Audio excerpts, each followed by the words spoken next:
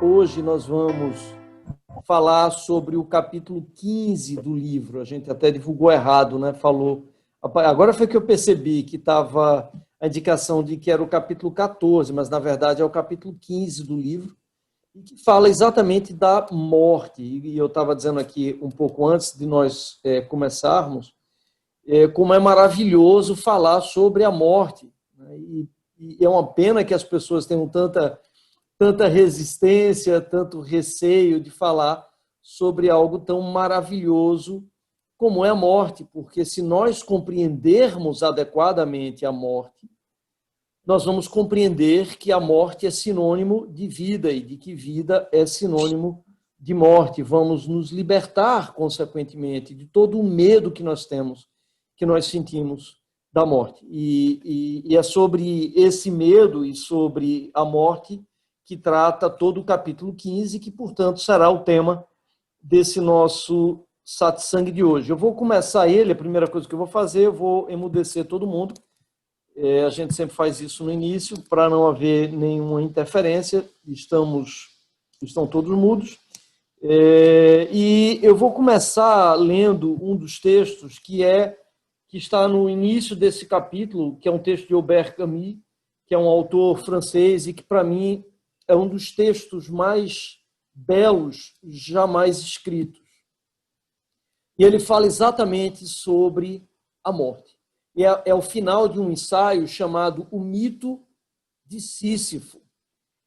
E no francês fica ainda mais interessante porque Le Mythe de Sisyphe termina tendo um sentido também de um mito decisivo, fica sendo o mito de Sísifo e o mito decisivo ao mesmo tempo.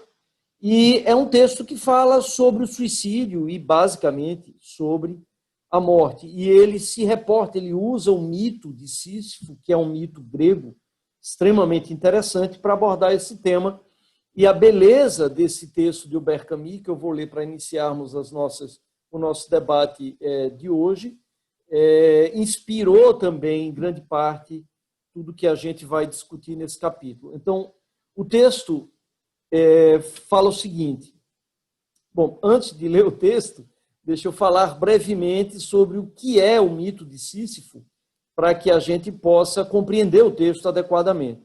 Na verdade, na mitologia grega, Sísifo era um camarada extremamente inteligente, esperto, que conseguiu enganar a morte 2 vezes.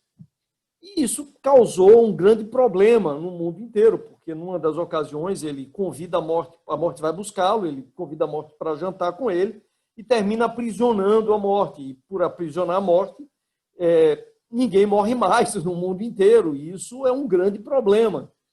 Então, essas 2 oportunidades em que Sísifo consegue ludibriar e enganar a morte, deixa os deuses bastante contrariados, Zeus particularmente, e quando finalmente Sísifo morre de velhice, é importante que se diga, ele é condenado a viver no inferno grego, no chamado Tártaro, e o castigo dele é um castigo que, para muitos autores, Albert Camus, entre eles, é uma metáfora da existência humana. Por quê? Porque o castigo de Sísifo é todos os dias carregar uma pedra gigantesca, morro acima, até o alto de uma montanha. Quando chega no alto da montanha, a pedra então rola todo o caminho novamente até embaixo. E Sísifo é obrigado a retornar e recomeçar o seu trabalho novamente, infinitamente, ou seja, por toda a eternidade. O trabalho de Sísifo é carregar o rochedo morro acima e ver esse rochedo escorregar, cair, despencar morro abaixo. E por que isso é uma metáfora para muitos autores, e a minha leitura também, da existência humana? Porque é uma forma de nós compreendermos como nós vivenciamos essa existência, carregando pedra atrás de pedra, perseguindo cenoura atrás de cenoura, acordando e dormindo nessa roda viva, girando indefinidamente neste carrossel, sem nos darmos conta do que nós estamos fazendo aqui, sem nos darmos conta do valor extraordinário que essa existência representa, do que essa oportunidade de estarmos vivos representa, de qual o significado dessa oportunidade. Estamos aqui para quê? Qual o sentido de acordarmos todos os dias e repetirmos o mesmo trabalho com cores diferentes, mas basicamente o que nós fazemos não é muito diferente do que os gregos representaram mitologicamente na figura de Sísifo, que carrega todos os dias esses rochedos, esses fardos que todos nós carregamos na nossa existência, morro acima, para no dia seguinte recomeçarmos o mesmo trabalho, basicamente. Então, essa é a analogia da maldição de Sísifo, ou da condenação de Sísifo no Tártaro, com a existência humana, na busca do ser humano por um sentido para essa existência, que não pode ser simplesmente passarmos a vida inteira carregando pedras, buscando ganhar cada vez mais, acumular o que pudermos acumular, trabalhando apenas para sobrevivermos na maior parte do tempo, sem nos darmos conta do valor inestimável que representa essa oportunidade que recebemos. Nesse sentido, o Tártaro grego é, na mitologia budista, a ilusão de Maia, a identificação com o ego, com o nosso personagem. Então, se nós vivermos essa existência através do nosso personagem e não através do nosso ser, nós vamos viver mergulhados na ilusão da individualidade, acreditando que não há nada mais nessa vida do que carregarmos os nossos rochedos morro acima para vê-los rolar morro abaixo, dia após dia. Se nós, entretanto, nos libertarmos da identificação com o nosso ego, com o personagem que nós criamos e ganharmos a capacidade de, livres dessa identificação, vivermos a nossa existência através do nosso ser, nós vamos, então, compreender que, na verdade, não existe Sísifo, nem existe o rochedo, porque Sísifo e o rochedo são, na verdade, a mesma coisa, são partes do mesmo ser, que seria a libertação transcendente de Sísifo da sua condenação, compreendendo que, na verdade, ele é também o próprio rochedo que ele carrega e que, portanto, também carrega ele. Essa seria uma leitura budista do mito de Sísifo. Mas vamos ler o texto que, como eu disse, para mim é um dos mais belos textos jamais escritos por um ser humano. É durante esse retorno, essa pausa, que Sísifo me interessa. Um rosto que pena assim premido contra a pedra, já é ele próprio pedra. Eu vejo esse homem descer da sua montanha novamente, com o mesmo passo pesado e firme, em direção ao tormento do qual ele sabe que não conhecerá jamais o fim. Esta hora, que é como uma respiração e que retorna tão seguramente quanto a sua maldição, esta hora é a hora da sua consciência. Em cada um desses momentos, quando ele deixa o cume para trás para mergulhar novamente, pouco a pouco, em direção ao covil dos deuses, ele é superior ao seu destino.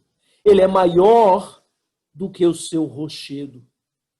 Se esse mito é trágico, é porque o seu herói é consciente. Nesse instante sutil em que o homem se volta para a sua vida, Sísifo, regressando ao seu rochedo, contempla essa sequência de ações sem ligação que se torna o seu destino, criado por ele, unido sob o olhar de sua memória e logo selado pela sua morte.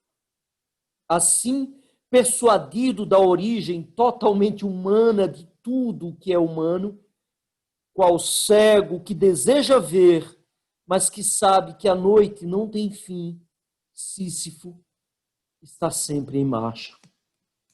O rochedo ainda rola. Deixa o Sísifo no sopé da montanha. A gente sempre reencontra o seu fardo. Mas Sísifo nos ensina a fidelidade superior que nega os deuses e só ergue os rochedos.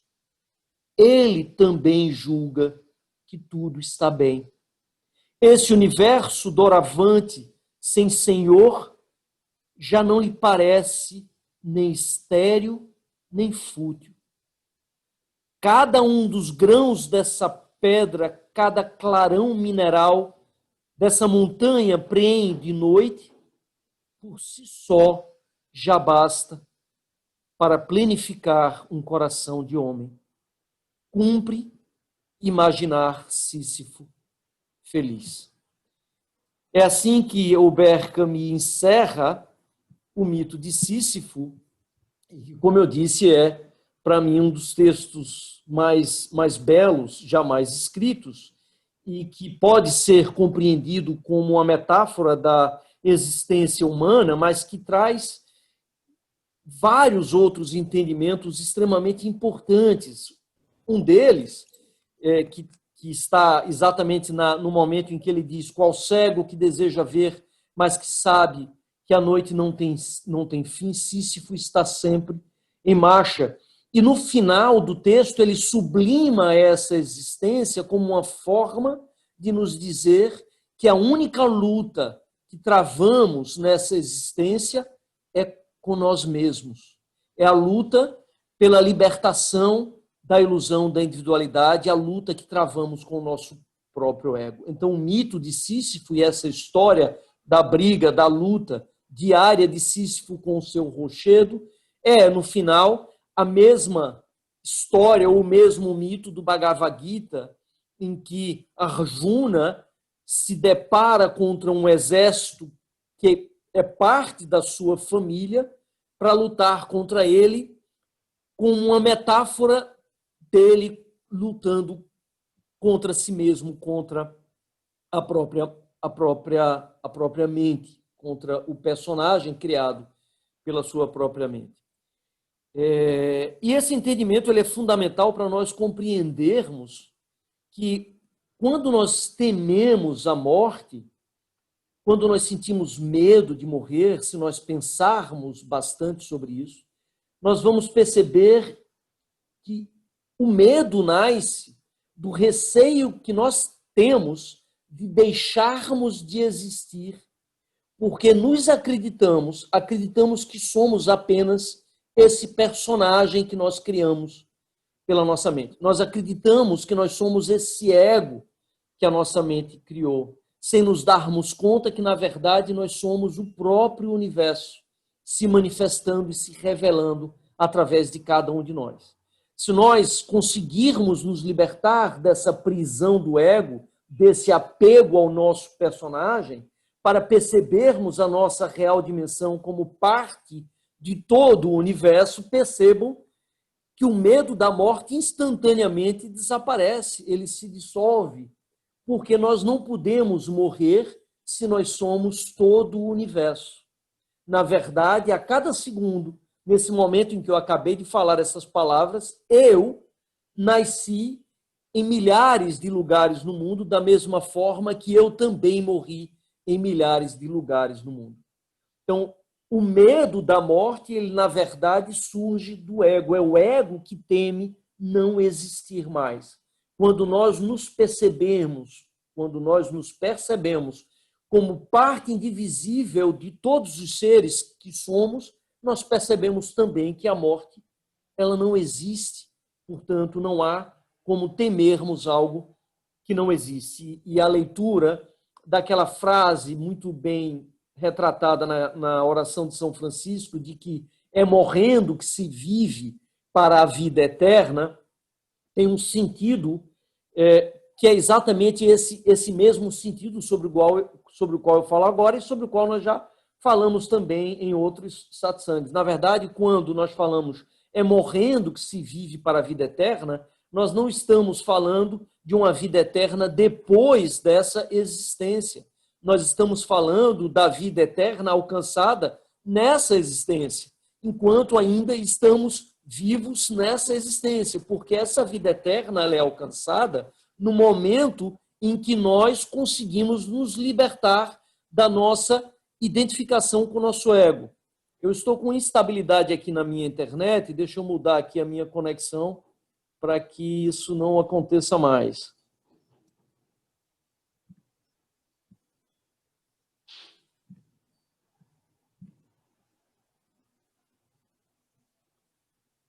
Ok. Todo mundo me ouvindo? Só fazer um sinalzinho com a mão. Ok? Não sei se eu voltei, parece que ainda estou congelado.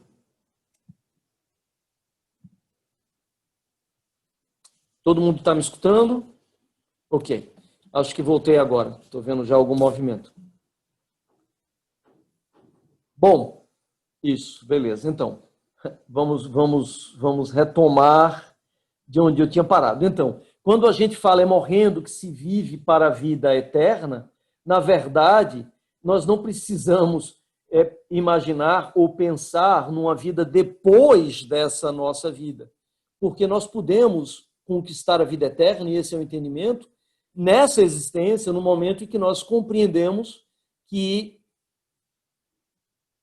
a morte não existe, que a morte, na verdade, da maneira como nós a percebemos, ela é a morte do ego. E se nós somos parte de tudo que existe, não é possível, não temos como morrer, porque nós somos o próprio universo que se renova todo o tempo. Então, o sentido de morrendo que se vive para a vida eterna, na verdade, pode ser compreendido como a libertação da ilusão do ego, como a recuperação da nossa capacidade de nos percebermos como parte de todos os seres, que é a compreensão fundamental para que nós sejamos, nos tornemos também capazes de amar a todos os seres como amamos a nós mesmos. Só seremos, de fato, capazes de amar a todos os seres como nós mesmos quando nós percebermos que todos os seres é parte de quem somos nós mesmos. E nesse momento em que nos libertamos dessa identificação com o nosso ego e recuperamos essa capacidade, nós também recuperamos a vida eterna que tínhamos no Jardim do Éden, do qual fomos expulsos. Vocês lembram bem, porque a gente já falou sobre isso. Nós fomos expulsos do Jardim do Éden no momento em que se instaurou, que se estabeleceu a dualidade, no momento em que mordemos o fruto da árvore do conhecimento, e a partir daquele momento nós passamos a nos percebermos como separados do todo.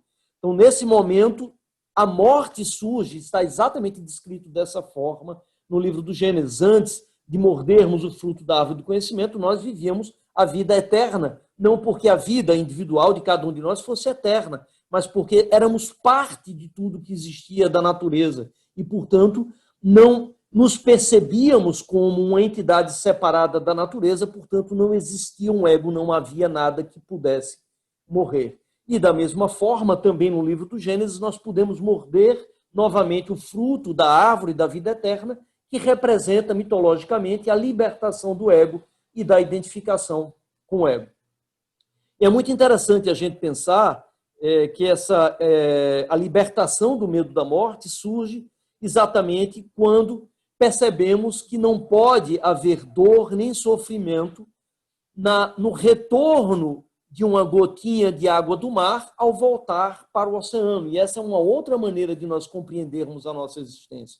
Se nós somos parte desse oceano primordial, que é tudo, que é o próprio universo, a gente pode perfeitamente imaginar uma onda do mar quebrando sobre um rochedo e lançando gotinhas de água no espaço, e nós somos, cada um de nós, uma dessas gotinhas de água do mar que, por um instante brevíssimo, flutua no espaço até retornar novamente a esse oceano do qual nós saímos. Na verdade, do oceano do qual nós nunca saímos, embora tenhamos a ilusão de que saímos, mas durante todo o tempo continuamos a ser esse mesmo oceano, não há nenhuma separação.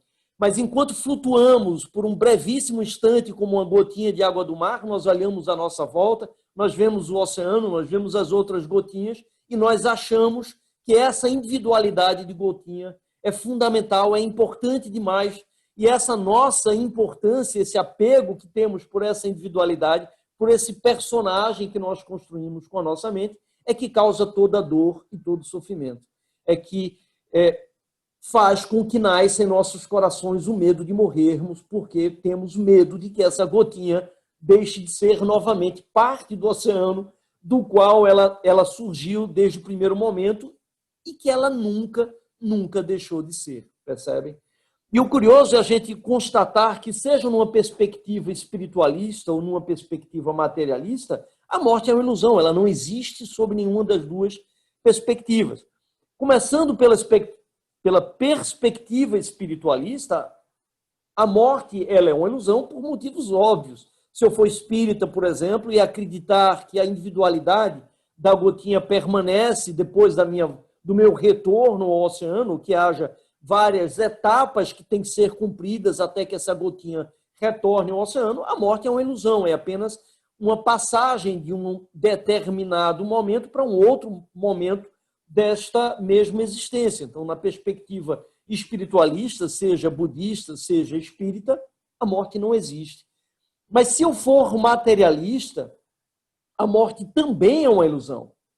Vejam só, se eu raciocinar no meu corpo, tiver um entendimento do meu corpo físico, e nós vimos isso há uns 2 capítulos atrás, que cada um de nós é, na verdade, um conjunto de trilhões de seres, cada célula do meu corpo é como se fosse um ser independente, e eu posso pegar cada uma dessas células do meu corpo, tirar do meu corpo e manter essa célula viva. Então, vejam, a morte de cada uma das células do meu corpo, e nesse momento que eu estou falando aqui com vocês, várias células do meu corpo estão morrendo. Nesse momento em que eu estou falando. E a morte de cada uma dessas células ela é fundamental para que eu continue crescendo, para que a vida se mantenha no meu corpo, para que eu continue vivo. Se as células do meu corpo não morressem, não haveria renovação, eu continuaria sendo o mesmo bebê, ou seria ainda o primeiro óvulo que se formou. Então, a morte contínua dessas células é o que garante, na verdade, a evolução do meu ser, a evolução do meu corpo físico, percebe? E aqui, lembrando, eu estou numa perspectiva materialista, tá? A gente pode perfeitamente entender que cada um de nós é, na verdade, uma célula de um ser muito maior, que é toda a biosfera a qual nós pertencemos. E que também, há 4 bilhões de anos atrás, era uma única célula, que foi se multiplicando, se diferenciando, até que hoje existem todos os seres que existem no planeta Terra. Então, nós podemos raciocinar que cada um de nós, na verdade, é uma célula desse ser maior que é a biosfera, que Lovelock chamou de Gaia, é um nome que a gente pode dar a esse ser que representa o conjunto de todos os seres vivos. Então, veja, da mesma maneira que a morte das células no meu corpo físico é fundamental para que esse corpo possa continuar evoluindo e para que eu possa continuar evoluindo e crescendo, a morte do meu corpo físico é fundamental para que esse ser vivo, que é toda a biosfera, possa continuar evoluindo e crescendo. Então, nesse entendimento, veja, se não houvesse morte, nós continuaríamos sendo as primeiras bactérias que se formaram e que seria tudo que existiria no planeta Terra até hoje. Então, nós nos tornamos esses seres extremamente complexos, formados por trilhões de organismos, que somos nós, em razão da morte e do nascimento das primeiras bactérias que surgiram. Então, nesse entendimento, a gente percebe claramente, nessa perspectiva que é absolutamente materialista, que a morte foi fundamental para que a vida continuasse evoluindo. Ou seja, a morte é, na verdade, uma parte fundamental da vida, do crescimento, da evolução da vida. Sem a morte não existiria vida. Da mesma maneira que sem a vida não existiria morte. Então a gente percebe que tanto na perspectiva espiritualista como na perspectiva materialista, a morte não existe, ela é uma ilusão. Uma outra forma de nós compreendermos a ilusão da morte, e que se aplica a qualquer uma das duas perspectivas, é que nós continuamos existindo em todos os outros seres que nós tivemos a oportunidade de encontrar pelo nosso caminho e de nos compartilharmos. Percebem? Da mesma forma que todos nós somos o resultado, a culminância de todos os seres que nos antecederam. Se hoje nós estamos aqui, foi porque os nossos pais existiram e antes deles os nossos avós, não apenas os nossos pais e os nossos avós. A transmissão de quem somos, o compartilhamento de quem somos, há muitos anos, há muitos milhões de anos, deixou de ser simplesmente genética no ser humano. Na verdade, há 4 milhões de anos, desde o momento em que um primeiro macaco fez uma primeira pergunta, nós passamos a nos compartilhar quem somos através da linguagem, da memória e da cultura. Então, os nossos filhos, as nossas filhas são geneticamente parte de quem somos, no sentido genético, mas todos os seres que nós encontramos ao longo da nossa vida se tornam uma parte de nós. Percebe? Então, todos aqueles que eu encontrei na minha existência levarão uma parte de quem eu sou e eu levarei comigo uma parte de quem eles são. Cada um de vocês que me escutam nesse momento se tornam parte de quem eu sou. E se eu morrer logo em seguida, após esse satsang, se a minha vida acabar, eu continuo existindo, percebe? Em cada um de vocês. Por tudo que eu fui capaz de me compartilhar. E esse compartilhamento não é somente de informações, muito mais do que isso. É o compartilhamento do meu ser, de quem eu sou. É o compartilhamento do meu amor por todos vocês. Do quanto eu fui capaz de compartilhar o meu amor com todos os seres. E o que é o amor? Qual o significado dessa palavra? É exatamente pertencimento. Eu sou cada um de vocês da mesma maneira que cada um de vocês é parte de quem eu sou, ou seja, nós somos todos o mesmo ser, brincando de sermos seres diferentes. Isso traz uma responsabilidade muito grande e um entendimento, e é uma frase que eu gosto muito, de que a nossa missão nessa existência é fazer crescer o que é belo. Cada um de nós podemos escolher se vamos deixar na face da vida uma feia cicatriz ou se vamos deixar na face da vida um belo sorriso. Porque o que quer que nós sejamos, qualquer que seja o uso que nós vamos dar dessa existência, quem fomos e aquilo que compartilhamos vai continuar repercutindo indefinidamente por toda a eternidade. Continuará existindo, transmutado, obviamente, em todos os trilhões e trilhões de seres que se seguirão, da mesma forma que nós somos o resultado dos trilhões de seres que nos antecederam. Então, quando eu falo e quando eu compartilho com vocês tudo isso que estou aqui compartilhando, na verdade, não é esse personagem, Fábio, que está falando. Na verdade, são todos os seres que nos antecederam e que compartilharam conosco conhecimentos, informações, sentimentos capazes de nos libertar. Capazes de nos libertar da ilusão da individualidade, capaz de nos libertar da ilusão do ego, capaz de nos tornar seres muito mais capazes de amar, de dar e de receber amor a partir da libertação do nosso ego, da libertação da ilusão da individualidade. Então, nós falamos, eu acho que foi no satsang passado, que o Espiritismo, por exemplo, entende essa existência como uma escola, ou seja, nós todos estamos aqui para aprender. Mas para aprender o que exatamente? Para aprendermos a amar. E o que é aprender a amar? É aprender que somos todos o mesmo ser, brincando de sermos seres diferentes. É aprender que somos todos gotinhas de água do mar, de um mesmo oceano, flutuando por um brevíssimo instante, separados ilusoriamente desse oceano ao qual pertencemos e nunca deixamos de ser parte. Mas isso também traz uma outra responsabilidade muito grande, que é o que é que nós vamos fazer dessa oportunidade que nós recebemos. Percebam, para nós hoje estarmos aqui, eu disse isso, nós somos a consequência de todos aqueles que nos antecederam, mas para nós hoje estarmos aqui, muitos outros seres antes de nós sacrificaram de muitas maneiras. Sacrificaram, inclusive, as suas próprias vidas para que nós hoje pudéssemos ter a vida que temos. Quantos não foram queimados em fogueiras? Quantos não foram assassinados? Quantos seres não se sacrificaram para que nós hoje pudéssemos estarmos aqui tendo essa reunião, tendo esse satsang? Então, nós temos a obrigação de honrar a oportunidade que de honrarmos a oportunidade sagrada que nós recebemos de todos aqueles que nos antecederam e fazer com que essa existência, temos a obrigação de fazermos com que a nossa existência valha a pena.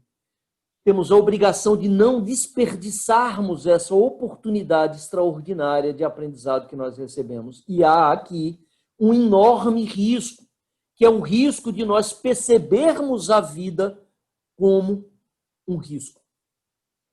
Tem uma frase que eu circulei recentemente num dos posts que nós fizemos no Instagram, que ela diz mais ou menos o seguinte: por medo, muitas vezes em nossas vidas nós preferimos viver prisioneiros, aprisionados dentro de um casulo conhecido, do que voarmos livres pela imensidão, pela amplidão azul de um céu que desconhecemos.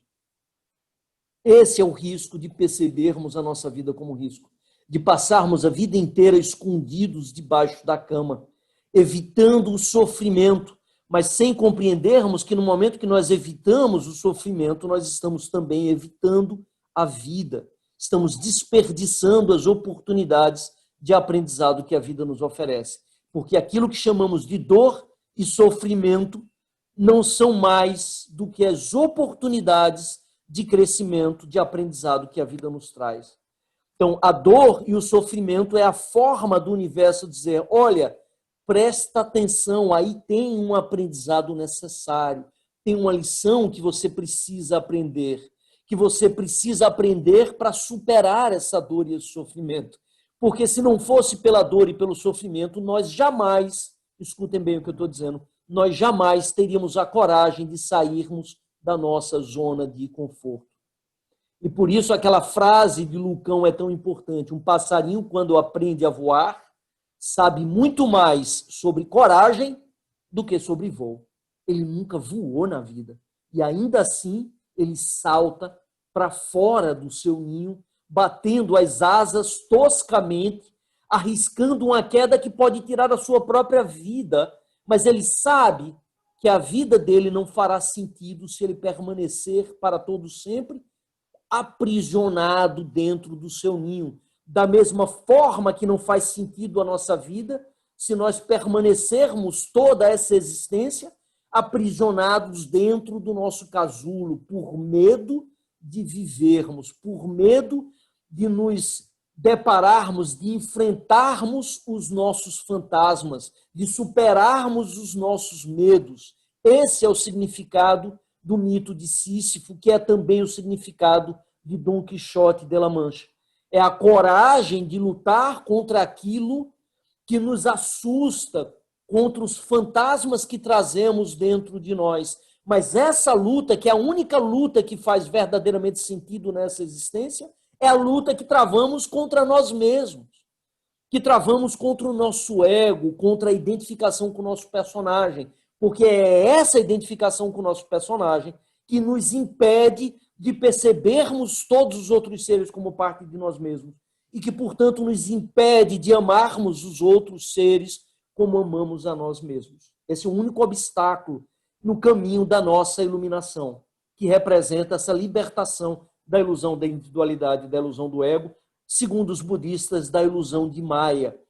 O único obstáculo que impede que percebamos os outros seres como parte de nós mesmos é esse casulo que nós construímos para nos protegermos dentro do qual nós vivemos, que é o nosso ego, que é esse personagem que nós acreditamos que somos, sem nos darmos conta que nós não somos esse pedaço de carne vivendo dentro desse corpo de 1,60 m, 1,70 m, 1,80 m, sem percebermos que a nossa dimensão é nada mais, nada menos do que o próprio universo.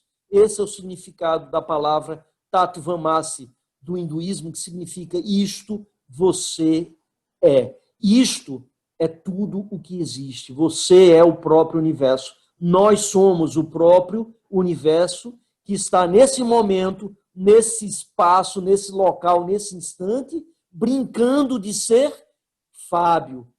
Como você, Betânia, é o universo brincando de ser Betânia, Claudinha e Rafa e Martina. Todos nós somos o mesmo universo, brincando de sermos seres que atendem por nomes diferentes, que estão em diferentes locais fisicamente, mas que são o mesmo ser. Quando nós compreendemos isso, nós nos libertamos do nosso casulo, nós nos libertamos da nossa identificação com o nosso ego e ganhamos aí a condição de voarmos livres, como borboletas, pela imensidão azul de um céu, desse céu que nos pertence, que é o céu da libertação, que é o céu da iluminação, que é o céu da capacidade infinita de amar, que é nos tornarmos, na verdade, aquilo que sempre fomos, seres de luz e de amor.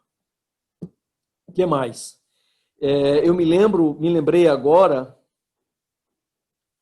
de uma palestra que eu assisti, na verdade, em um dos retiros que eu fiz na Austrália, e essa palestra é de uma profissional cujo nome, meu Deus, eu não lembro o nome dela, Zenit Virago é o nome dela, Zenit Virago. E ela, o trabalho dela era acompanhar as pessoas que eram doentes terminais e que não iam sobreviver. E eu fui assistir a palestra um tanto receoso, achando que ia ser uma palestra muito pesada, né? Porque era alguém cuja profissão era acompanhar doentes terminais. E fiquei extremamente surpreso, positivamente, por ter sido, ao contrário, uma palestra extremamente alegre. E o mais importante, a parte mais importante do depoimento que ela compartilhou conosco, ela nos disse: eu, quando comecei nessa profissão, eu tive muito receio também, como sei que todos vocês aqui certamente estão receosos, né? O que é que alguém que tem por profissão ajudar as pessoas a fazerem essa travessia, ajudar as pessoas a morrer, né? O que é que tipo de depoimento essa pessoa não nos trará? E ela disse, para mim, imensa surpresa, algo que eu descobri foi que não todos, certamente, mas a grande maioria dos doentes terminais que eu tive a oportunidade de ajudar na travessia, ao final da doença, se sentiam extremamente gratos por terem ficado doentes, por terem se tornado doentes terminais. Por que isso? Ela dizia, muitos dos doentes que eu tive, na verdade, a grande maioria, quando descobriam que tinham 3, 4 meses de vida, passavam a viver aqueles 3, 4 meses como não viram os últimos 50, 60 anos da sua existência, que tinham, na verdade, atravessado achando que aquela existência seria para sempre. E aí, muitas vezes, já nos momentos finais da vida, essas pessoas me diziam, essa doença foi a melhor coisa que aconteceu na minha vida, porque me deu a oportunidade de viver verdadeiramente nesses 3, 4 meses que eu tive, como eu não vivi 50 anos da minha vida e não teria vivido. Teria atravessado essa existência sem me dar conta da oportunidade extraordinária que essa existência representa. Se eu tivesse, por exemplo, morrido de repente, eu tivesse morrido aos meus 80 anos de uma forma abrupta, por exemplo, eu não teria tido a oportunidade que eu tive de perceber a vida como uma oportunidade extraordinária de aprendizado, de crescimento, sobretudo de libertação. E isso a doença me trouxe. Essa graça, essa bênção de perceber o que realmente representa essa vida, o que significava a minha existência e que durante toda a minha vida, até aquele momento que eu recebi aquela notícia da boca de um médico de que eu era um doente terminal, eu não tinha me dado conta. E aí eu pergunto a vocês, nesse momento, vocês vão mesmo esperar ouvir da boca de um médico que tem uma doença terminal ou vão escolher acordar, despertar para viverem plenamente essa existência, compreendendo a oportunidade extraordinária de crescimento, de aprendizado e de libertação que ela representa nesse momento? Então, eu tenho uma péssima notícia para dar a vocês. Todos vocês, todos nós, somos doentes terminais. Nós não nos demos conta ainda, a maior parte de nós não percebe isso, mas todos nós somos doentes terminais.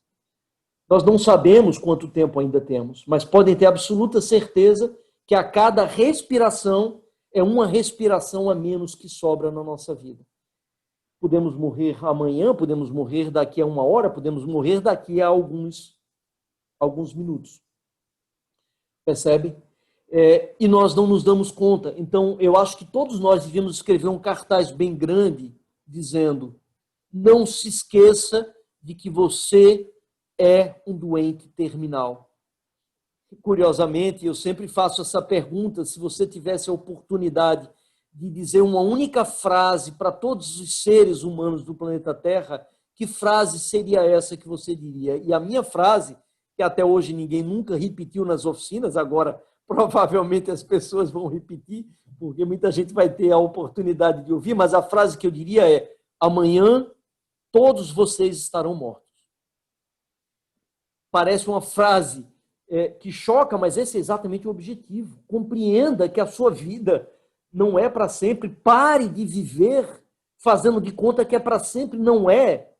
Perceba a oportunidade extraordinária de aprendizado que essa vida representa e não desperdice essa oportunidade maravilhosa, sagrada, que você recebeu para se libertar. Tenha a coragem de saltar para fora do seu ninho e voe como pássaro livre de luz e amor que você é. Voe como borboleta azul de asas iridescentes nessa imensidão de céu que nos pertence, desse céu de amor e luz, que é verdadeiramente quem somos, sem nos darmos conta. O que mais? E meu tempo está se acabando.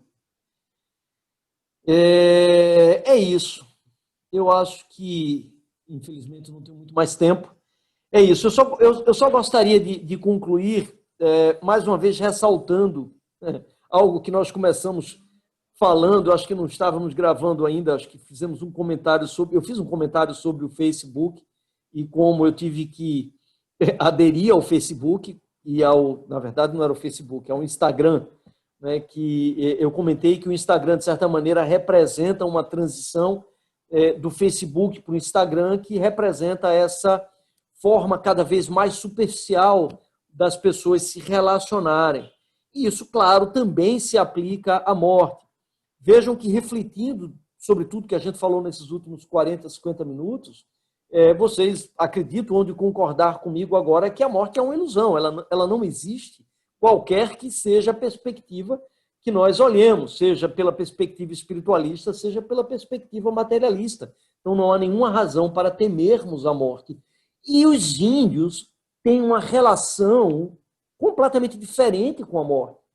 A morte é sagrada para eles, porque eles compreendem a morte como parte do ciclo da vida. Então, a morte deles é sagrada, da mesma forma que a morte dos animais é sagrada para eles, porque eles compreendem que quando eles matam uma anta ou uma capivara, a morte da capivara representa a vida deles, da mesma forma que quando ele morre, a morte dele vai representar a vida do capim que vai nascer e, consequentemente, a vida da capivara que vai se alimentar daquele capim. Então, há um entendimento da sacralidade da morte e da conexão intrínseca e indivisível entre morte e vida, entre vida e morte. Nós perdemos a capacidade de compreendermos isso porque deixamos de lidar com a morte e fugimos dela, literalmente como o diabo foge da cruz, como a gente costuma dizer. Então as pessoas evitam de falar da morte sem compreender a sua sacralidade, sem compreender a sua beleza, sem compreender que, na verdade, morte é vida e vida é morte. Falar da morte, portanto, é falar da vida, e falar da vida, portanto, é falar da morte. E ao perdermos essa conexão, claro que a morte passa a nos parecer como algo terrível e assustador. E para alguém que vive mergulhado na ilusão de que a sua vida é para sempre, para alguém que vive essa existência através de um personagem que passou a vida toda construindo, né, burilando e enfeitando, para alguém que passou a vida toda tecendo essa fantasia, de repente descobrir que essa fantasia vai se transformar em pó é algo profundamente assustador. Mas para quem percebe que não é esse personagem, não é essa fantasia, mas o ser atemporal, perene, que permeia e que preenche todas as fantasias e que dá vida a todos os personagens, quando nós percebemos que nós somos o mesmo ator, brincando de sermos vários personagens, nós percebemos que a morte não existe, que ela é uma ilusão e, portanto, nos libertamos completamente do medo da morte, compreendendo que não pode haver dor nem sofrimento a uma gotinha de água do mar que retorna ao oceano, do qual ela, na verdade, nunca saiu, embora tenha passado toda a sua existência acreditando na ilusão dessa separação. Eu acho que eu fico por aqui. Jai Gurudev.